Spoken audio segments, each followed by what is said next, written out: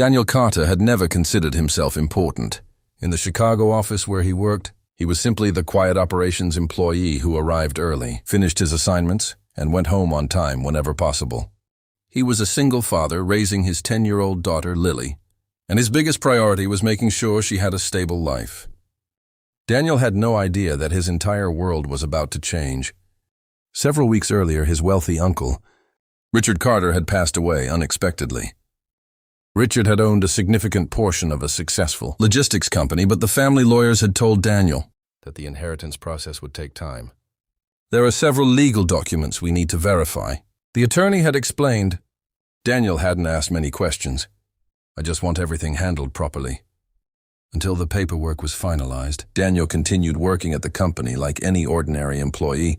Ironically, he didn't even know that the company where he worked was the same company his uncle had left him. That Monday morning, Daniel arrived at the Chicago headquarters before most employees.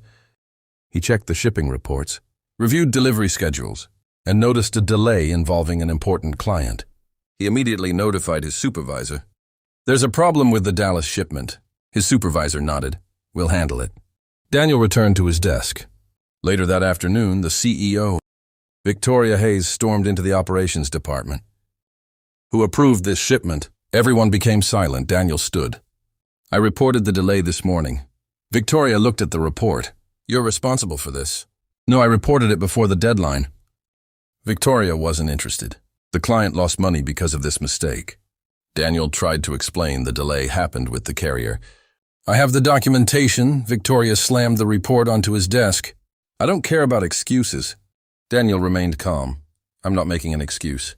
I'm explaining what happened." Victoria stared at him. "You've been here long enough to know better." Daniel looked around at his co-workers. "I did everything required." Victoria's temper exploded. "You're useless trash." The entire department went silent. Daniel looked at her for several seconds. Then he quietly removed his employee badge. "If that's how you feel, I'll leave." Victoria pointed toward the exit. "Good, you're fired." Daniel packed his belongings into a small box. His co-worker Marcus whispered Daniel, "Don't let her do this." Daniel shook his head. "It's okay," he walked out without arguing. That evening, Daniel returned home and found Lily doing homework at the kitchen table. "Dad, you're home early." Daniel smiled. "Yeah, I have some time tonight." He didn't tell her what had happened. After dinner, his phone rang.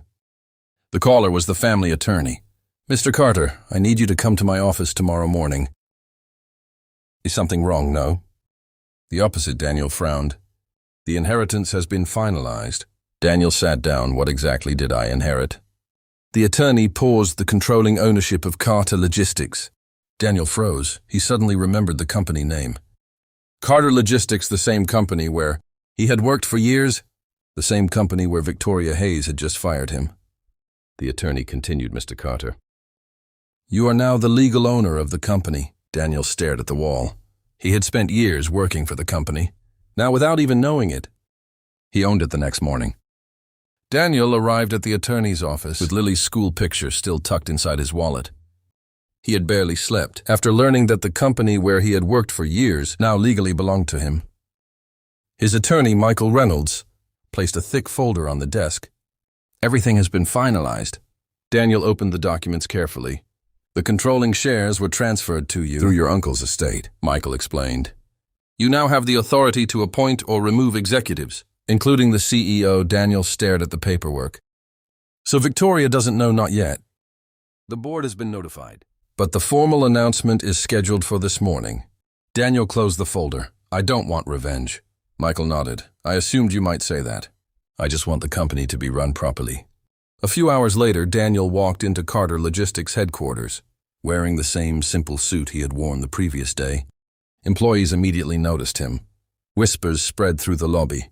"Wasn't he fired yesterday?" "Why is he back?" Daniel didn't answer. He walked toward the main conference room, where Victoria was preparing for an executive meeting. Victoria looked up and froze you. Daniel calmly entered. "I need to attend this meeting." Victoria laughed. "You were fired yesterday. I know you don't work here anymore." Before Daniel could respond, the chairman entered with Michael Reynolds. The room became silent. Michael placed the ownership documents on the table. "Ladies and gentlemen, there has been an important change in company ownership." Victoria looked confused. Michael continued. Following the death of Richard Carter, controlling ownership has been transferred to his nephew, Daniel Carter. Victoria's face lost its color. Daniel stood quietly. Michael looked around the room. Daniel Carter is now the legal owner and controlling shareholder of this company. Nobody spoke. Victoria stared at Daniel. You're the owner. Daniel nodded. I didn't know yesterday. Victoria's expression changed from shock to embarrassment. Daniel, about yesterday. He raised his hand gently. It's okay, no. It isn't. Victoria looked down. I shouldn't have said those things. Daniel looked at her. You called me useless trash. I was angry. Anger doesn't excuse humiliation. The room remained silent. Daniel turned toward the board members. I don't want to punish anyone because of personal conflict, but leadership comes with responsibility. He looked at Victoria, effective immediately. Victoria Hayes is removed from her position as CEO. Victoria swallowed hard. You're firing me. Daniel nodded because of repeated conduct violations and because the board needs leadership that respects employees.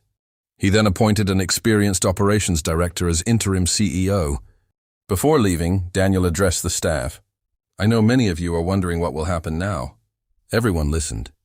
This company was built by people who worked hard. When nobody was watching, I intend to protect that culture. A few employees began applauding. Daniel smiled. I don't want anyone here to feel powerless, simply because they have a lower title. Later that evening, Daniel returned home. Lily ran toward him. Dad. How was your day? Daniel laughed. Very different. She noticed the smile on his face. Did something good happen? Daniel looked at her and nodded. Yes.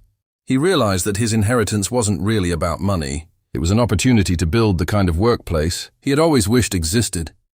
In this time, he would make sure nobody was treated as worthless, simply because they weren't sitting in the corner office,